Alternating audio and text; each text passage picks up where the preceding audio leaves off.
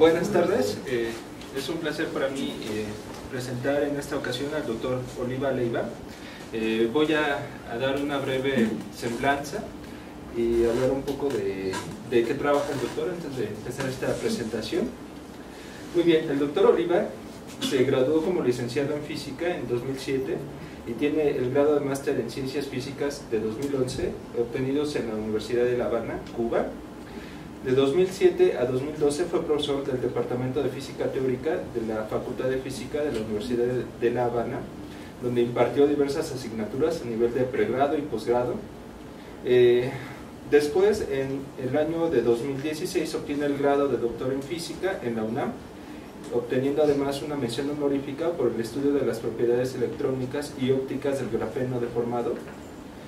Su director de tesis fue el doctor Gerardo Noumis, y además su tesis doctoral recibió la medalla Juan Manuel Lozano Mejía en 2016, otorgada por el Instituto de Física de la UNAM a la mejor tesis de doctorado, además del premio Weizmann 2016 en Ciencias Exactas, otorgado por la Academia Mexicana de Ciencias a la mejor tesis doctoral desarrollada en México. Además de esto, el doctor es coautor de 17 artículos de investigación publicados en revistas indexadas, dentro de las cuales destaca un artículo de revisión sobre el grafeno deformado publicado en Reports on Progress in Physics. Actualmente realiza una estancia postdoctoral en el Instituto de Investigaciones en Materiales de la UNAM. Bueno, sin más preámbulo, vamos a darles una calurosa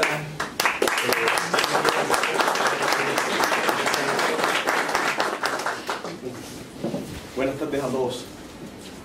Hoy de lo que le vengo a platicar, como dice el título de la presentación, es básicamente, bueno, hablar sobre las propiedades del grafeno, propiedades electrónicas y ópticas, dentro de la aproximación de Dirac, del cono de Dirac, que básicamente es como de la aproximación más sencilla que hay para estudiar, es decir, las propiedades tanto electrónicas como ópticas del grafeno.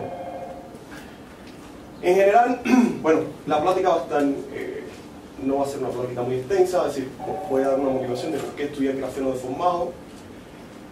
Vamos a ver una pequeña revisión sobre las propiedades del grafeno no deformado, para después pasar a lo que nos va a interesar. Los resultados fundamentales que quiero presentarles hoy es sobre el grafeno deformado uniformemente. Vamos a estar discutiendo cómo obtener la ecuación, digamos, cuántica para describir los portadores electrónicos en el grafeno. Vamos a ver cómo, es decir, qué le pasa a la conductividad óptica del grafeno cuando uno lo deforma. Igualmente, ya de manera final, vamos a estar discutiendo la conductividad magneto-óptica del grafeno deformado. Así, conductividad magneto-óptica significa cuando estudia la conductividad óptica del grafeno cuando uno lo está poniendo bajo campo magnético. A eso nos estamos refiriendo con conductividad magneto-óptica. ¿Pero qué es el grafeno, no? Sí, bueno, el grafeno uno lo podemos ver es como una forma alotrópica o bidimensional del carbono. Ya desde hace mucho tiempo se conocía el grafito, se conocía el diamante, los nanotubos, que se obtuvieron experimentalmente en 1991, los fullerenos que se obtuvieron también experimentalmente, es decir, en el siglo pasado, y ya en este siglo, bueno, pues se obtuvo el grafeno, que viene siendo, si uno lo puede ver, es como un componente primario del resto de los alótropos del carbono. ¿Por qué? Porque, bueno, el grafeno, que es una hoja bidimensional de átomos de carbono dispuestos en un arreglo hexagonal, si uno lo apila, si esto es de manera esquemática o representativa, si uno lo apila estaría entonces teniendo el grafito. Si uno lo enrolla estaría teniendo, es decir, estaría formando nanotubos, y si uno lo envuelve estaría obteniendo lo que son los fluorenos. Pero ¿por qué el grafeno, que se obtuvo experimentalmente en el 2004, se ha vuelto un material tan estudiado? ¿Por qué graferos, es decir, por qué alrededor de la investigación de grafeno hay un boom?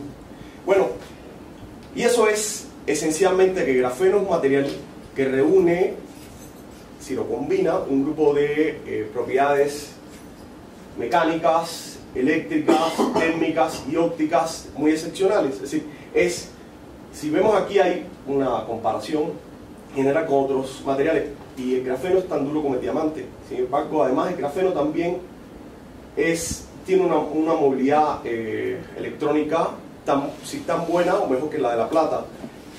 la conductividad térmica también es muy elevada. Entonces, eso llama mucho la atención, es decir, tener un material, que un material combine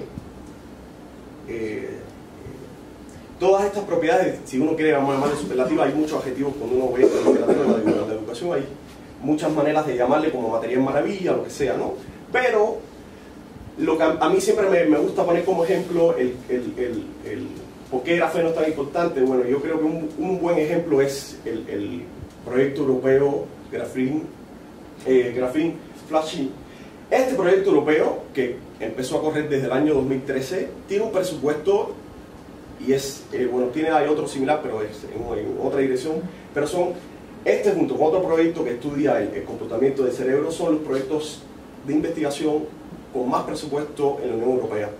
Y el presupuesto, si se fijan, no es nada despreciable, es decir, un presupuesto de 1.000 millones de euros para intentar, en 10 años que ya están corriendo básicamente desde 2013, intentar sacar, sí, a todas las posibles aplicaciones que se le han acuñado al grafeno, llevarla de los laboratorios académicos a la vida cotidiana.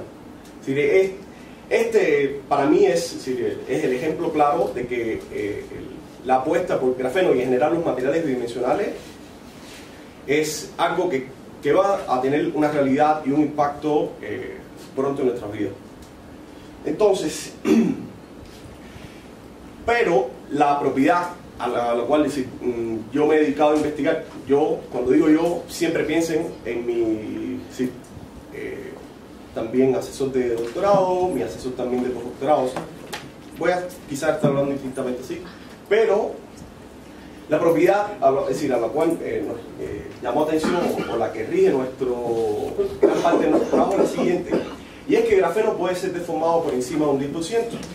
¿Qué significa eso? Que si uno agarra una hoja de grafeno, vamos a poner esta que está aquí, y uno estira, tal que hay una variación de un 10% en su longitud, ¿sí?, como relativa, después uno suelta esa deformación y el grafeno sigue recuperando su estructura.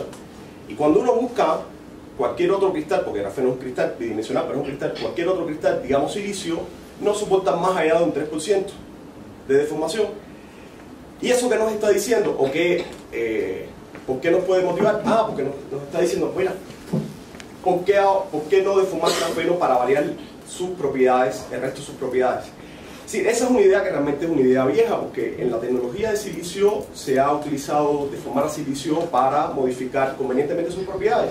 Ahora, grafeno está ofreciendo, grafeno y en general los materiales bidimensionales, está ofreciendo la oportunidad de que lo deformemos en un rango mayor de deformación para intentar modificar, sintonizar el resto de sus propiedades, tanto electrónicas como ópticas, incluso las mecánicas. Y eso ha dado lugar a una línea de investigación que hoy en día se conoce como ingeniería de deformaciones. Aquí me gustaría señalar, como ya el doctor Víctor había, en la semblanza que le dio sobre mí, me gustaría destacar que hay, encabezado por el doctor Naumis, hay un review acerca de, en una revista reconocida, y un review que podemos decir que es 100% mexicano, sobre las propiedades del grafeno deformado. Así que hay, ya en general, digamos, en México en general, sí, nosotros no somos, cuando digo nosotros, el grupo de investigación en general, no son las únicas personas que se han dedicado a este tema. Hay varios grupos que se dedican a investigar en general las propiedades del grafeno deformado en Cuernavaca, en Ensenada, en Puebla. Sí, hay varios grupos que se están dedicando, incluso en México, a esta línea de investigación. Bueno, y esto es básicamente lo que nos ha motivado, es decir, esta es nuestra motivación en general sobre este tema, y es ver qué le sucede a las propiedades del grafeno cuando uno lo somete a deformación. Empecemos ahora viendo algunas de las propiedades básicas del grafeno no deformado. Es decir, desde el punto de vista de estructura cristalina, grafeno uno lo puede ver como ese arreglo hexagonal del que estábamos hablando, de átomos de carbono, de manera en un plano, lo puede ver como dos subredes triangulares que están interpenetradas, donde a cada átomo de carbono tiene 3 primeros átomos vecinos. y la distancia interatómica es de 1.42 angstrom.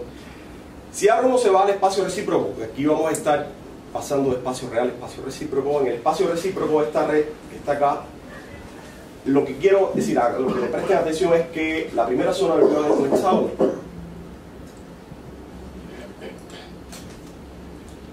Ahora, bueno, si esto es como a modo de resumen, si ahora vamos a las propiedades electrónicas, quizás lo más llamativo, aquí yo le estoy presentando resultados que son cálculos tanto de, digamos, cálculos de primeros principios como un cálculo semiempírico. Lo más llamativo de la estructura electrónica ahora de grafeno es que la banda de conducción y la banda de valencia se tocan en los puntos de alta simetría o las esquinas de la primera zona del plano. Eso lo hace, es decir, esta propiedad es la que hace que el grafeno tenga muchas de las propiedades que vamos a estar viendo que lo hacen un material diferente. Pero la diferencia fundamental está en lo siguiente, y es que esas bandas se van a tocar, ¿sí? Cuando uno se hace un zoom del punto donde se están tocando la banda de conducción y la banda de valencia, para llamarla de una forma, se tocan en forma de conos. Uno esperaría, es decir, uno está acostumbrado normalmente en materia condensada a que esas bandas sean parabólicas. Aquí hay una diferencia sustancial y es lo que lo hace relevante. Es decir, se tocan en forma de conos, es decir, la relación de dispersión es una relación de dispersión. Si uno toma en la aproximación de estos puntos, depende del lineal, es decir, hay una dependencia lineal con el momento. Esta relación de dispersión que estamos viendo aquí, es decir, hay una forma sencilla de obtenerla si uno parte de un modelo de amarre fuerte, donde ahora le da la posibilidad, en general, lo que está expresado en este modelo de amarre fuerte es que un electrón tiene la posibilidad de saltar a los átomos vecinos, y eso está evaluado a partir de este parámetro T, que está acá, que es el que, digamos, porta la información de la posibilidad de un electrón saltar a átomos vecinos. Bueno, según este modelo, que no vamos a entrar en detalle de cómo está escrito, pero lo más importante es entender que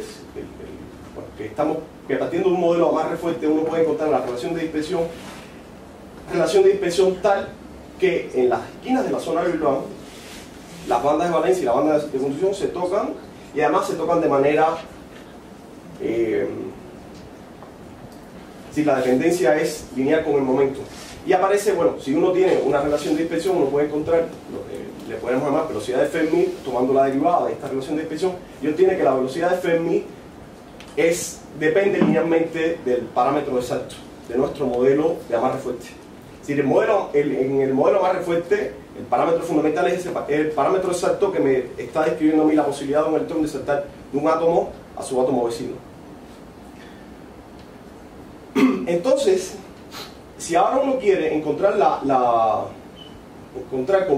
cuál es el comportamiento de los electrones alrededor de estos puntos, uno lo que puede hacer es, bueno, parto de mi modelo de amarre fuerte, y lo que voy a hacer es desarrollar alrededor de la vecindad de esos puntos de Dirac para obtener el hamiltoniano efectivo. Cuando uno hace ese desarrollo, que uno puede pensar que es muy difícil, pero el desarrollo básicamente es hacer el desarrollo en Taylor de una función a primer orden alrededor de un punto determinado. ¿Cuál es el punto determinado? Que eso es esencial aquí, es el punto de Dirac, porque justo nosotros queremos encontrar cuál es el comportamiento o la dependencia, ¿no?, de la energía en función del momento alrededor del punto de Dirac, porque eso finalmente es el que va a dictar toda la física o la gran parte de la física de grafeno.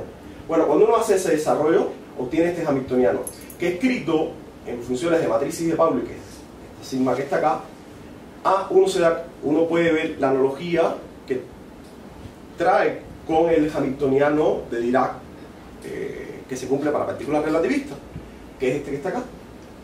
Si uno ahora hace una comparación entre este hamiltoniano, que es el hamiltoniano clásico de Dirac para partículas relativistas, con este hamiltoniano efectivo que encontramos para el grafeno alrededor de los puntos de Dirac, estamos viendo dos cosas. Primero, que este término no está.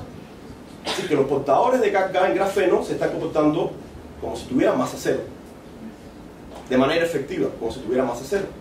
Y lo otro es que el papel, esta C que está aquí, es la velocidad de la luz. El papel de la velocidad de la luz la va a jugar la velocidad de Fermi, que es 300 veces, aproximadamente 300 veces menor que la velocidad de la luz. Que las partículas en grafeno se comporten como si fueran partículas de Dirac con masa cero tiene manifestaciones que son relevantes o que lo distinguen respecto a otros materiales. Una es, y esta es muy clásica, y además que constituye un handicap en general para utilizar grafeno como material en un transistor, y es el efecto de tunelaje en Klein. Es decir, si uno en grafeno tiene un electrón y lo hace incidir de manera frontal con una barrera, independientemente de la altura y el ancho de la barrera, el electrón atraviesa la barrera con probabilidad 1.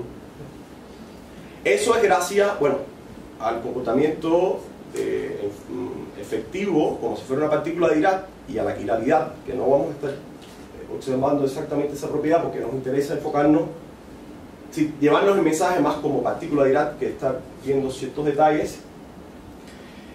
Y por ejemplo, si uno compara el espectro de niveles de Landau, es decir, si yo agarro grafeno, lo pongo bajo un campo magnético y quiero estudiar cuáles son los niveles o los niveles de energía de un electrón en grafeno bajo un campo magnético, hay una diferencia sustancial con respecto a una partícula que se comporta obedeciendo la ecuación de Schrödinger. Según la ecuación de Schrödinger, los niveles de energía o los niveles de Landau están equiespaciados. Sin embargo, para grafeno no están equiespaciados, como dependen de raíz de n. Y además el comportamiento, es decir, la dependencia con el campo magnético, mientras es lineal aquí va como la raíz de B. Y hay una diferencia también, otra diferencia fundamental, y es que el nivel de energía cero es permitido, que no, es decir, para un sistema tipo Schrödinger, como los electrones que normalmente nosotros abordamos en materia condensada, no ocurre. Y por último, digamos, desde el punto de vista de propiedades ópticas, y vamos a estar viendo esto más adelante, en el rango del visible, grafeno, tiene una asociación óptica universal en el sentido de que nada más depende de constantes universales de pi y la constante de estructura fina. Es de 0.023. ¿Qué significa eso? Que si yo tengo una hoja de grafeno, le hago incidir luz en el rango del visible, porque aquí es importante la frecuencia, pero en el rango del visible, el 97.7% de la luz pasa a grafeno. Y uno se puede decir, oye, pasa casi toda la luz, es muy transparente. Sí, eso es cierto, pero si ahora uno se observa que el grafeno es una lámina de una capa de átomos, entonces no está tranquilo. Este resultado que está aquí, lo voy a comentar rápido, es como cuando uno apila varias capitas, cómo se va viendo cómo es el comportamiento lineal. Es decir, uno pone una primera capa, es el valor que les estaba diciendo, el 97.7% aproximadamente, después pones otra capa, sería el doble, pones otra capa, y así. Bueno, esta ley se cumple bastante bien para un número pequeño de capas. Perdón, sí. ¿El tunelaje de Klein se da para cualquier energía, para cualquier valor de K, o están discretizadas las energías de transparencia? No, para cualquier valor de K. Para cualquier. Uno agarra, así, aquí hay, lo voy a decir preciso, uno tiene así como este perfil. Ajá. Y uno lanza un electrón con la energía que sea. De manera frontal a la barrera, sí, y a la atraviesa la barrera. Sí, después si no está en la, digamos, si el momento no está en la dirección de K y está inclinado, ya después pueden aparecer ciertos ángulos para los cuales sí hay transmitancia con probabilidad 1, pero hay otros que no. Pero lo interesante aquí es decir, lo que se le llama tunelaje de Klein es para ¿cómo se llama? Incidencia normal o frontal. Y tampoco depende de D. No, independiente, lo increíble es que es independiente, sí, dentro de esta aproximación. Después cuando uno va a material de verdad, uno sabe que por ejemplo, energías muy altas, si uno se va fuera del rango de energía de lo que es la aproximación de Dirac, del cono de Dirac, que eso son energías por encima de un electrón volt, ya no se comporta exactamente como conos y ya no hay este tunelaje exactamente. Pero en el rango dentro del modelo de Dirac, una partícula está descrita por la ecuación de Dirac con masa cero, tiene bueno, la probabilidad de atravesar la barrera es 1. Esto, bueno, hasta aquí más o menos como una descripción así general o base de lo que es grafeno no deformado. Bueno, nuestro objetivo es qué pasa ahora cuando grafeno lo estamos deformando. Deformando, y aquí voy a hacer hincapié en una deformación uniforme, porque después veremos que esto cambia radicalmente cuando veamos qué cosas son deformaciones no uniformes. Deformación uniforme significa que el estado de deformación es el mismo en todos los lugares, no depende de la posición. Y eso, normalmente, utilizando teoría de elasticidad, uno lo caracteriza a partir de un tensor de deformación. Si el tensor de deformación, o más bien esta ley que está acá, que es la ley que me vincula digamos, los vectores a primeros vecinos de los átomos del sistema no deformado, este que está acá, me los está vinculando con el sistema deformado bajo una deformación uniforme y arbitraria. Esta ley, si uno quiere, puede decir como la ley de Cauchy-Bonne, es decir, es la ley que me permite a mí, dada una deformación macroscópica, hacer un vínculo entre distancias interatómicas.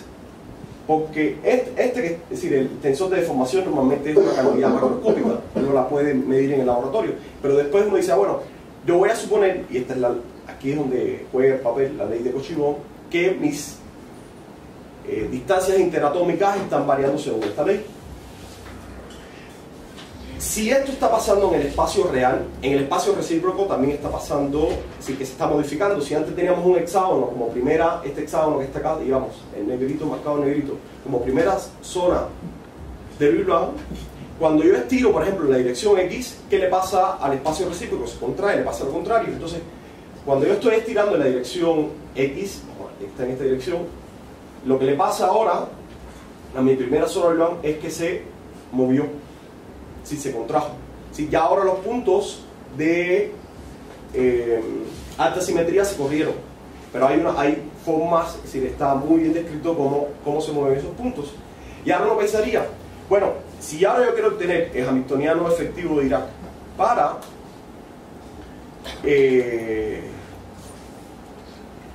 el grafeno deformado, lo que tengo que hacer es parto de un modelo amarre fuerte, ¿no? Parto de un modelo amarre fuerte donde ahora los hoppings y los parámetros de salto yo lo voy a estar modulando, uso un modelo de variación, porque ese es finalmente cuando uno deforma el material, los parámetros, es decir, la posibilidad de un electrón de saltar a los átomos vecinos va a cambiar, y el modelo que normalmente se usa en la literatura es este modelo exponencial, es decir, el parámetro T, que era el parámetro para el material no deformado, ahora se va, bajo la deformación se va a modificar a valor Tn bajo esta expresión que está acá. Así que yo tendría muy bien caracterizado dentro del modelo de amarre fuerte cuáles son las variaciones en la estructura electrónica que está teniendo mi sistema. Y uno dice, bueno, si ahora yo tengo mi modelo, ¿por qué no encontrar, como había hecho antes o como habíamos procedido antes para obtener el hamiltoniano efectivo de Dirac, hacer el desarrollo alrededor de los puntos de Dirac y tengo el nuevo hamiltoniano para el sistema deformado? Surge algo interesante, y es lo siguiente. Aquí hay tres ejemplos. Este es el caso de una deformación uniforme cuya magnitud está expresada básicamente por este parámetro epsilon, y aquí, bueno, como a modo así de resumen, es grafeno no deformado. Estamos viendo que los puntitos rojos en todas las figuras están diciendo dónde se están tocando la banda de valencia y la banda de conducción, es decir, son donde están ubicados los puntos de Dirac. Esto nos está diciendo algo interesante. Yo sé que para grafeno deformado los puntos de Dirac estaban en las esquinas de la zona de Big Bang, lo tenía yo muy bien identificado, por tanto yo podía ir a hacer el desarrollo de mi hamiltoniano de amarre fuerte para obtener el hamiltoniano efectivo de Dirac. Pero me doy cuenta cuando hago un análisis de la estructura electrónica obtenida a partir del modelo amarre fuerte, de lo siguiente, y es que los puntos de Dirac no están coincidiendo o no coinciden con las esquinas de la zona Big Bang deformada. Entonces, ojo, yo no puedo seguir con el procedimiento que traía antes, es decir, tengo que decir, bueno, ahora mis puntos se están corriendo los puntos de Dirac se están corriendo de manera diferente a como se mueven las esquinas de la zona del blanco. Entonces la primera tarea que hay que hacer, o lo que hay que hacer es, bueno, ¿a dónde se están moviendo mis puntos de Dirac? Una vez que yo sepa dónde están mis puntos de Dirac, entonces puedo tomar mi hamiltoniano de amarre fuerte y hacer el desarrollo alrededor de eso. Bueno, resulta que uno puede de manera analítica, si esto es una teoría primero de tensor de deformación, encontrar a dónde se mueven los puntos de Dirac. En este esquema está registrado el comportamiento del que le estaba tratando de hacer ver, ¿no? Y es que para grafeno no deformado, que es lo que está pintado en línea de continua y con este cono gris, sí coincide, la posición del cono de Dirac coincide con la esquina de la zona orbital. Pero cuando yo deformo, ahora la primera zona orbital se convierte en un hexágono deformado cuya esquina está en este punto, sin embargo el cono de Dirac no está ahí. Es decir, hay un corrimiento respecto al punto de alta simetría de la primera zona orbital. Entonces, una vez conocido a dónde se corrieron, entonces ya yo tengo en la mano el punto donde voy a hacer este desarrollo. Cuando uno hace eso, finalmente termino obteniendo esta ecuación o este hamiltoniano para el grafeno deformado uniformemente. Quiero llamar la atención rápido aquí en lo siguiente para no meternos. Si uno hace epsilon 0, epsilon 0 es el estado de formación. Si uno hace epsilon 0, el estado de formación, esto desaparece, esto que está aquí es la matriz de identidad 2×2 y recupero el hamiltoniano que tengo para el grafeno no deformado. Es decir, digamos que es consistente con este simple test de consistencia. Es decir, si para el estado 0 tengo que recuperar lo que pasaba con grafeno no deformado, y a la vez puedo reconocer como un tensor de velocidad de Fermi. Es decir, si ahora este factor que está acá, que es velocidad, y esto que son adimensionales, lo puedo agrupar y entender como un tensor de velocidad. ¿Por qué está reconocido así? Bueno, porque alrededor de esta fecha que está aquí, en la literatura aparecieron varios tensores de velocidad para el grafeno deformado, que al final es el que capta la anisotropía generada por la deformación. Y pues cuando nosotros tuvimos el resultado, dijimos, bueno, ¿por qué no llamarle a este tensor que está aquí, que es el que estamos obteniendo nosotros, según nuestro método, el tensor de velocidad de Fermi para grafeno deformado? Resulta que anteriormente al trabajo nuestro en PRL había salido una publicación dando también, es decir, una alternativa de tensor de velocidad de Fermi. Y haciendo un test de consistencia muy simple, uno puede discriminar a menos cuál de los dos no está equivocado para este test de consistencia.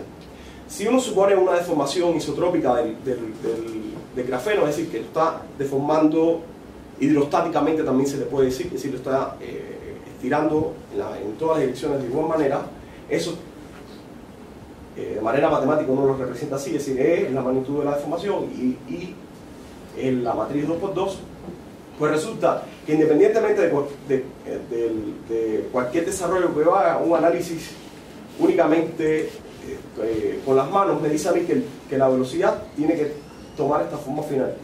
Pues resulta que si uno agarra este tensor de deformación, lo sustituye en esta expresión, el resultado que uno tiene es diferente. Es decir, con esta expresión uno está obteniendo este resultado y sin embargo con nuestra expresión uno está obteniendo un resultado que al menos comprueba que está bien en sí.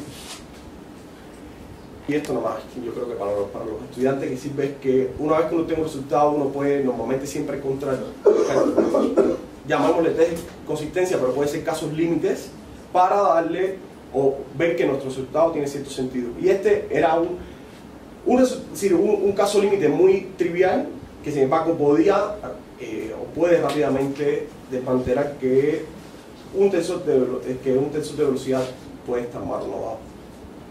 Bueno, si ya una vez que tenemos el hamiltoniano efectivo, una tarea que uno se puede dar, es decir, que uno puede resolver es la siguiente. Bueno, antes de seguir, ¿qué me falta? Y esto yo creo que le puede, déjenme comentarle un segundo sobre esta diapositiva, que normalmente no la pongo, pero la puse esta vez pensando en que puede haber gente que no esté interesado únicamente en sistemas de Dirac visto como materia condensada. Es decir, por ejemplo, en fotónica ya es muy común encontrarse con sistemas tipo Dirac, donde crea una red hexagonal como si fuera grafeno, donde los parámetros exactos, los hoppings, están asociados a las intensidades de los láser, y uno puede obtener redes anisotrópicas de Banach como si fuera grafeno. Para este sistema también uno puede encontrar cuál es el hamiltoniano, es decir, el hamiltoniano que describe el comportamiento anisotrópico de las cuasipartículas en este tipo de sistema, haciendo el mismo procedimiento que habíamos hecho antes para grafeno. Entonces, una vez, esto era como un comentario aparte, es decir, la estructura de grafeno ahorita está en sistemas que son fotónicos, acústicos, mecánicos. Hay mucha gente que no hace únicamente grafeno, pero que inspirado en esta geometría estudia los equivalentes a fermiones de Dirac en grafeno en otros sistemas distintos. Por eso la motivación después de hacer una red así general. Una vez que uno tiene ya el hamiltoniano efectivo Dirac para el grafeno deformado, una tarea inmediata que puede resolver es decir, bueno, ¿cuál es la conductividad óptica? ¿Cómo se modifica la conductividad óptica del grafeno? Si recuerdan, una de las propiedades que habíamos visto de grafenos particulares y que estaba asociada al comportamiento de los electrones como fermiones de Dirac era una asociación universal, como lo habíamos dicho, que era pi alfa, ¿no? Es decir, que era constante. Ahora cuando uno tiene un material deformado, ¿qué uno espera para la conductividad? Que la conductividad también se vuelva anisotrópica. Entonces, si utilizando la fórmula de Cubo, que es una expresión que permite calcular la conductividad óptica sabiendo el hamiltoniano del sistema, uno puede entonces encontrar cómo se modifica la conductividad ahora en función del estado de deformación dado por el tensor de deformación. Y lo que uno tiene es esta expresión que está en forma tensorial, es decir, la conductividad, si no hubiese estado de deformación, esto era cero, porque el tensor de deformación es cero, y tendría una conductividad isotrópica, porque esta es la matriz de identidad. Entonces, cuando tengo un estado de deformación, ya la conductividad pasa a ser un tensor, que vamos a ver que es un tensor simétrico, pero que está conteniendo la anisotropía generada por la deformación. Y dicho de una manera sencilla, para digamos, aterrizarlo un poco más, si uno estira en la dirección X a grafeno, la conductividad en esa dirección estaría disminuyendo, esa expresión uno la puede evaluar desde acá. Sin embargo, la conductividad en la dirección Y estaría aumentando, y aumenta en el mismo valor. Fíjense que aquí hay un cambio de signo, ¿no?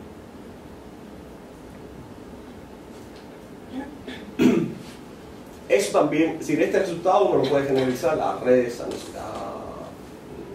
de Banach anisotrópicas, como las que le había puesto antes, y cómo uno puede de manera experimental ver que un sistema, por ejemplo, tiene conductividad óptica anisotrópica. Este es un experimento que está reportado en esta Advanced Material finales de 2013, donde tienen a grafeno deformado, le hacen incidir luz linealmente polarizada de manera normal y van viendo cómo la transmitancia va variando en dependencia de la polarización de la luz. Si uno agarra la hoja, una hoja de grafeno deformada como está acá, la hace incidir luz y después va girando la polarización de la luz y la transmitancia va variando. Esa modulación que uno ve aquí, estos son valores experimentales, bueno, uno la puede obtener a partir del resultado que habíamos mostrado antes para la conductividad. Si ahora uno tiene una conductividad que es anisotrópica y utiliza las condiciones de frontera clásicas que pueden venir en cualquier libro de electrodinámica, digamos Jackson, aplica condiciones de frontera para un material tipo medio continuo, obtiene que la transmitancia del grafeno, digamos esta que está acá, depende del ángulo de incidencia, que era lo que estábamos reportando acá. Esto. En dependencia del ángulo de polarización incidente, la transmitancia va a variar de forma cosenoidal. Pasa lo mismo también con el dicroísmo. Aquí, ¿qué se está evaluando como dicroísmo? Es decir, la luz entra con una polarización una vez que pasa grafeno sale con otra polarización. Si la luz que está transmitiéndose va a cambiar su ángulo de polarización.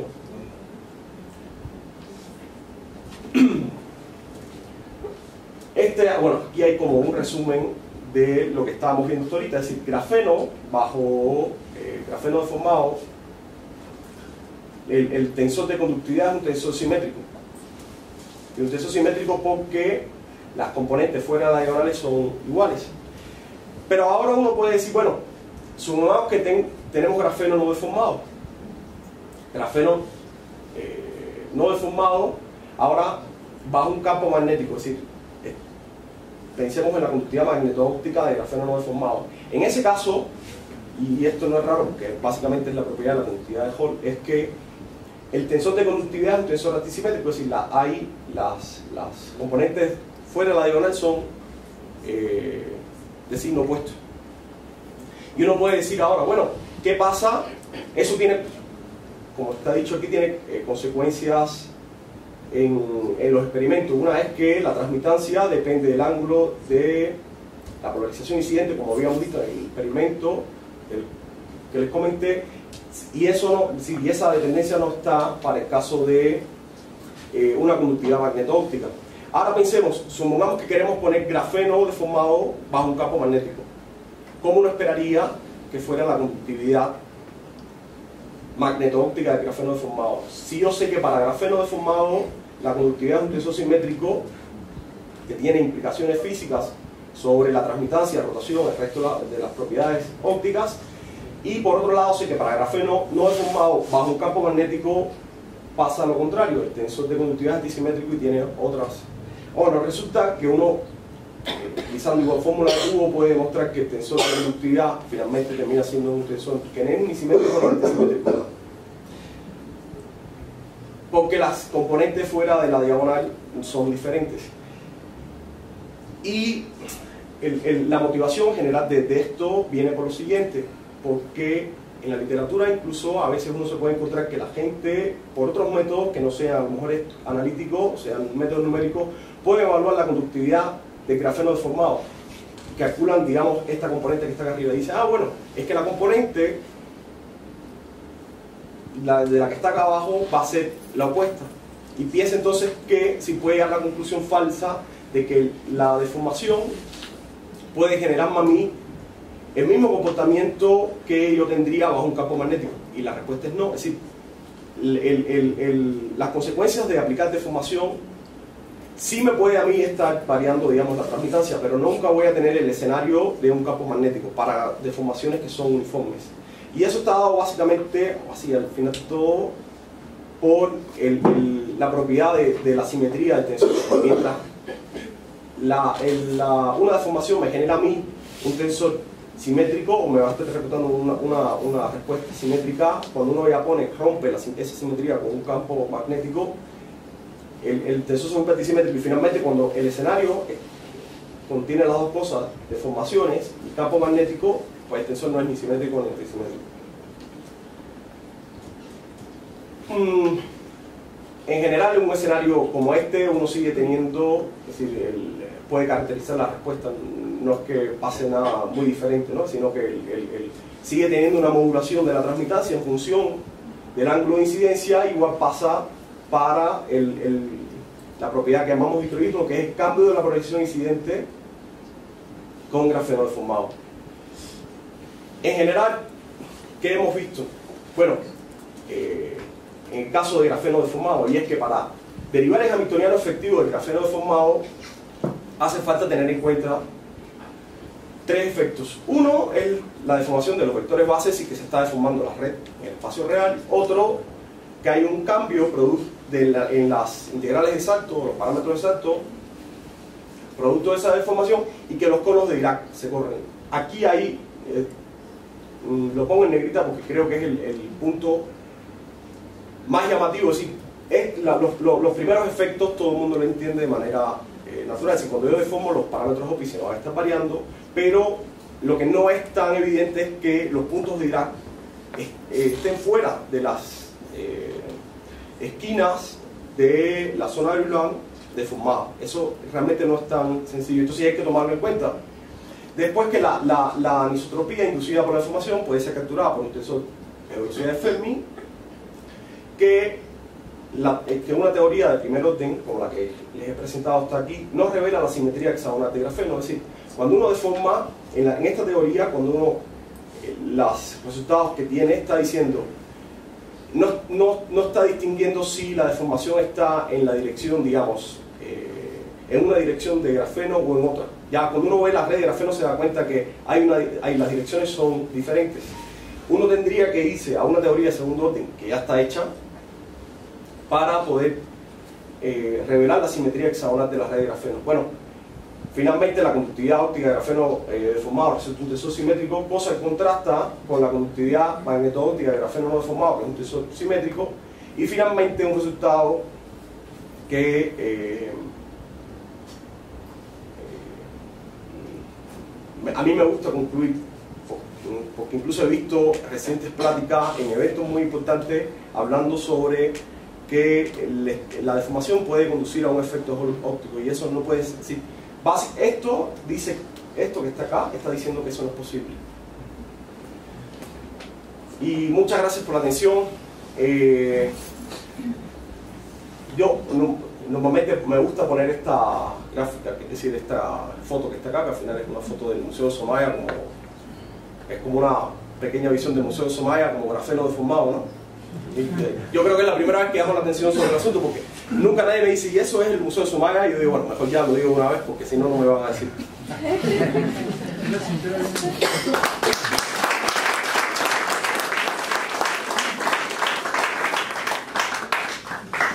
Muy bien, vamos a comenzar la sesión de preguntas. Por favor, ¿alguien tiene alguna pregunta? Sí, acerca de las variaciones de la transmitancia con el ángulo de polarización. ¿A qué extensión se puede manipular la transmitancia? Es decir, yo podría manipular la transmitancia desde 0 hasta... Ok, muy buena pregunta. Aquí, estos son resultados experimentales. No uso los valores acá para no poner rollo, pero la pregunta la puedo responder aquí porque estas sí son grafiquitas, ya mías como tal, ¿no? Es decir, esta que está acá. Por ejemplo, dentro de este modelo, la transmitancia, que sabemos que está en el valor de 97.7%, que es el valor que está aquí marcado en gris, uno la puede estar variando en casi un 1% o la mitad de un 1%, cosa que sí es registrable de manera experimental, porque los resultados que había puesto antes eran experimentales. Es decir, las variaciones son pequeñas. Uno quiere decir, bueno, a lo mejor eso no es lo que yo quiero para una aplicación tecnológica, ¿no? Es decir, yo a lo mejor yo quisiera que deformando la variación en la transmitancia fuera mayor. Pero, dos cosas, es decir, cuando uno puede ir en dos sentidos. Uno puede decir, bueno, esto me está diciendo un resultado que puede ser bueno para ciertas aplicaciones. ¿En qué sentido? En que si yo quiero a grafeno como un material transparente, digamos, la pantalla de un celular, que sea flexible, yo no quiero que cuando yo lo deforme mucho, con mucha deformación que yo le ponga, me varíe mucho su transmitancia, porque entonces me va a estar volviendo opaco la pantalla. Si quiero que, esto es un resultado que se desprende de ahí, ¿no? Es decir, quiero que si se deforma, sea grande o pequeña, lo que sea, la variación de la transmitancia no sea mucha. En ese sentido, esto es un buen resultado. Ahora, pero está el otro sentido que uno puede decir, si me voy fuera del rango, que no es este rango que está aquí, fuera del rango, digamos, de luz visible, digamos, terahertz, cosas así, de frecuencias más altas, ya la respuesta no va del orden de Dirac. Entonces, ahí uno puede, sin embargo, sí puede tener variaciones más bruscas en la transmitancia, pero ya no aplicaría el modelo Dirac.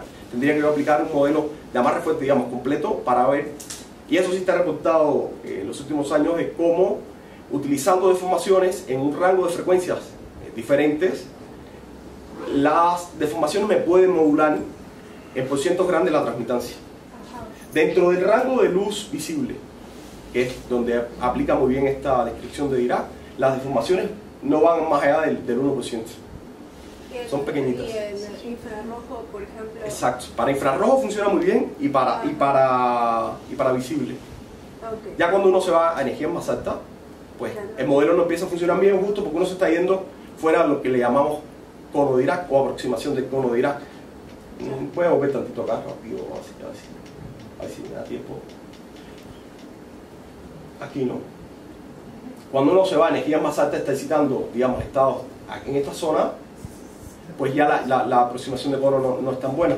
Entonces, ahí no se cumple ese resultado. Tendría uno que tomar el modelo de amarre fuerte, utilizando después, bueno, meterlo en la fórmula de Kuhn, y yo soy una forma muy poquito vulgar, para obtener la conductividad.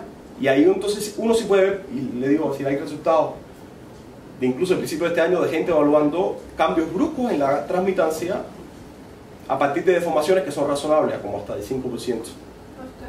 Es que mi pregunta va en el sentido de que nosotros estamos tratando de hacer, y somos nuevos en el ámbito experimental, mediciones no destructivas en mecánica cuántica.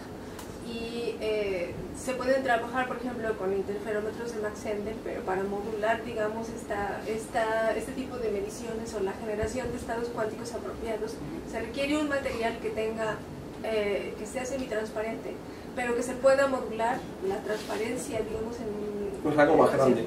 Sí. Entonces, va a ser muy costoso todavía el grafeno para eso. Sí, yo creo, sí, me imagino que a lo mejor hay polímeros o decir, que sean más eficientes para eso ahorita que el grafeno. Hasta ese momento no hemos encontrado un material así que, digamos, que se pueda manipular desde el punto de vista práctico para...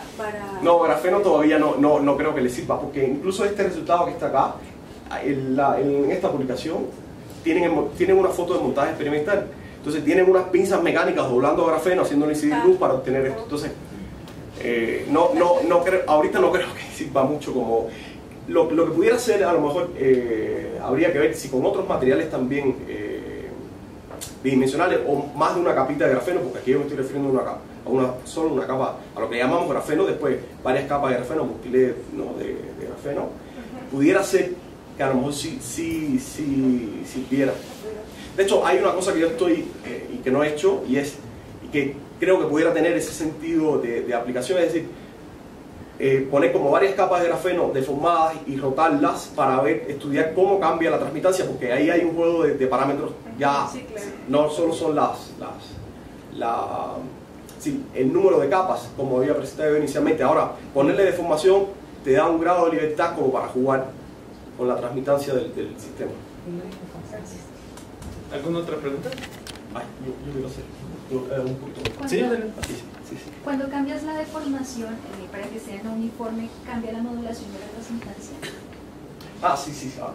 Ok, ya sí. Aquí, por ejemplo, es decir, esto es deformaciones uniformes, pero estos parámetros son estos aquí son arbitrarios. Sí, no pueden ser mucho mayor que uno porque estamos considerando deformaciones pequeñas en general. Pero si uno cambia, por ejemplo, el estado de formación, aquí se va a estar reflejando, es decir, el estado de formación, ese estado de formación está caracterizado por el tensor de formación, y el tensor de formación no está dado por estas tres componentes, ¿no? X, porque es simétrico, XX, bueno, epsilon XX, epsilon YY y epsilon XY. Ahora, yo quiero ir un poquito más allá. Faltó, aquí yo solo les presenté, digamos, la línea como así en el estado quizás más sencillo o parte de la investigación que tiene que ver con deformaciones que son uniformes. Cuando uno pasa a deformaciones no uniformes, ya el problema es muy diferente, porque ese tensor dependiente de la posición ya yo no puedo de manera tan sencilla construir el hamiltoniano efectivo. Y lo que ya sí se sabe es que los resultados son muy distintos. Uno es que bajo deformaciones no uniformes aparecen una cosa que le llaman pseudocampo magnético, y es que los electrones, las deformaciones no uniformes, las pueden sentir como si tuvieran un campo magnético. Y algo que a mí, ahorita hago ya así la anécdota de manera accidental, me llevó al grupo y a los trabajos de la doctora Cruz, fue lo siguiente, y es que si hay un efecto, más allá del efecto de los pseudocampos magnéticos, hay un efecto bueno, yo soy uno de ellos con los colaboradores, estamos llamando la atención, y es que la velocidad de Fermi también se vuelve dependiente de la posición. Entonces uno tiene ahora dos cosas, es decir, no solo el efecto de los pseudocampos magnéticos, ahora tiene que la velocidad depende de la posición. Y si uno hace la analogía con Schrödinger, el papel que me jugaba la masa, me lo está jugando ahora la velocidad. Y esos sistemas donde la masa era dependiente de la posición, normalmente son poco estudiados. Ahora, si hay un escenario abierto, grande para estudiar fenómenos análogos que teníamos para, digamos, sistemas Schrödinger, donde la masa dependía de la posición, ahora aquí, es decir, investigarlo en el marco de una velocidad de Fermi dependiendo de la posición. Y eso es realmente lo que me tiene ahorita como medio entretenido, estudiando ese tipo de problemas. Esto, sí. Mediante pues la deformación, ¿puedes controlar el tunelaje de Klein para aplicaciones, por ejemplo, de transistores o algo así? Se ha propuesto, pero no, la respuesta es no. Y va por lo siguiente, y es que una vez que el electrón se encuentre de frente a la barrera potencial, no importa la anisotropía que tenga, la atraviesa. Puede servir, para lo mejor, ¿para qué puede servir para las deformaciones? Y eso sí, pues, como para enfocar los haces de electrones. Sí, hay formas de poniendo modulación. Si uno pone digamos, una deformación periódica, cosa de que te genere como un pseudocampo magnético, y eso está descrito en la literatura, cuando tú lanzas un electrón por ese grafeno deformado, vas a estar como colimando muchos los electrones, y en ese sentido sí se ha utilizado como colimador. Sí, la deformación se ha utilizado como colimador, pero no ha resuelto el problema de tunelaje de Klein. Ese no lo ha resuelto todavía. Cuando tienes deformación, lo que se está generando, bueno, por lo que entendí, tienes como un ancho de banda, ¿cierto? ¿Se genera un ancho de banda con la deformación? No. Yo trabajo, una buena... aquí había una figurita que yo no le hice mucho hincapié, pero que va en esa dirección, y es la siguiente. Aquí. ¿No? Si uno agarra, por ejemplo, el hamiltoniano barra fuerte, que describe muy bien o que da muy buenos resultados, incluso cuando uno lo compara con cálculos de primeros principios, esta expresión, es decir, esta tablita que está acá está dando, los puntos que están, lo voy a más o menos fácil resumido, es en cualquier punto que yo esté dentro del recuadro amarillo, estoy en un lugar donde no hay gap, es decir, que las bandas de valencia y la banda de condición se están tocando el punto de Dirac. Cuando yo me voy a un punto fuera, es que ya hay gap, se están separando las bandas, y eso sí se puede producir por deformaciones. Pero resulta que la deformación, y eso está demostrado por cálculo de los primeros principios, que me pudiera a mí generar un gap es decir, que ya no tenga cono de Dirac, es de alrededor del 23%, y es cuando yo estiro en la dirección zigzag. Y el 23% ya grafeno empieza como a romperse, es decir, son deformaciones extremadamente grandes, donde uno las analiza desde el punto de vista teórico, pero desde el punto de vista práctico es muy difícil. Es decir, experimentalmente la gente ha logrado reportar deformaciones hasta del orden del 12%, pero es decir, ya en el experimento real. Después, como yo me puedo suponer 20% y veo cuál es el comportamiento del material, pero la respuesta es, deformaciones no resuelve, que eso también pudiera ser una buena finalmente las deformaciones no resuelven el punto de agarrar grafeno no deformado, que es un semimetal, y volverlo un semiconductor, es decir, abrirle una brecha, porque los valores que hay que aplicarle son del orden de 23, por ahí anda el número reportado según cálculo de primeros principios, y experimentalmente le digo, la gente ha reportado respuesta elástica hasta del 12%, ya con el 20% pues vas a tener fractura del material. ¿Alguna otra pregunta? Yo tengo una pregunta. Sí. El caso de la deformación, ¿qué pasa con las bandas de energías de este sistema? Dependiendo del tensor, ¿se hacen más cercanas, se alejan? ¿Qué pasa? En general, lo que pasa, sí, y esa va en la dirección que me hizo la doctora, ¿no? Y es que, si tengo, quiero que haga, por ejemplo, aquí, esto que estoy poniendo acá es cuando yo agarro grafeno, lo estoy tirando en la dirección zigzag, que es como que esta tensión que está acá, la estoy poniendo en esta dirección, por ejemplo, que es la más sensible al strain, realmente, ¿no?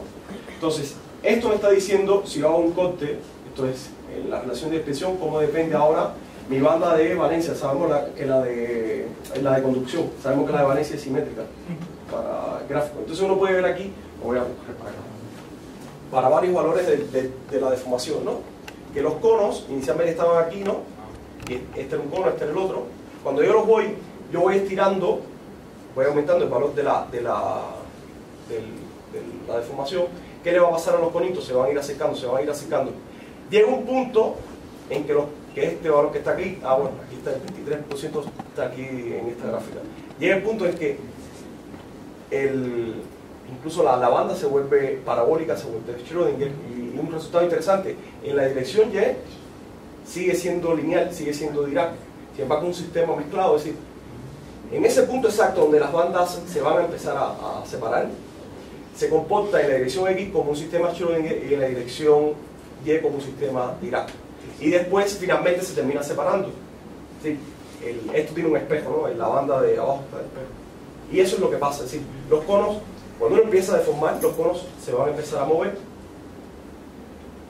Y bueno, este es como un ejemplo clásico, estándar de lo que pasa, ¿no? Cuando yo estiro en la dirección X, los conos se van juntando, pum, hasta que llega un valor, que en este caso es el mínimo valor teórico reportado desde el 23%, en que ya las bandas se empiezan a separar, y la separación del gap está aquí, y se vuelve un semiconductor. El estado de formación no es práctico. Sí, lo bueno, qué bueno para mí, porque como yo siempre trabajo en la aproximación de Dirac y siempre estoy, que para ver todo este desarrollo siempre tengo que tener conos de Dirac, pues trabajo, si tengo la libertad de decir, estoy trabajando para deformaciones donde estoy conservando los conos de Dirac.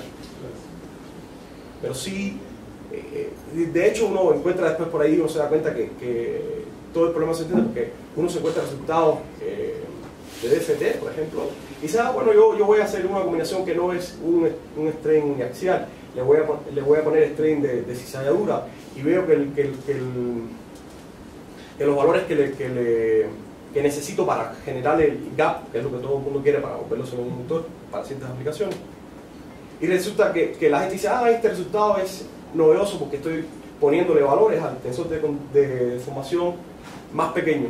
No, cuando uno termina viendo y después haciendo un análisis de simetría se da cuenta que termina uno por aquí. Esto no lo puede violar. El 23 ese es como un buen número para decir, oye, no lo intentes porque no te va a servir para generar gap. Después del 23, ¿qué pasa? ¿Cambia de fase o se rompe ya totalmente? No, mecánicamente ya se rompe el material. Pero si uno supone, así como está haciendo aquí, que el material no se está rompiendo y que los hopping están variando según el modelo estándar de decaimiento exponencial, pues lo que sí se sigue viendo es que ya la banda de valencia y la banda de conducción se separan.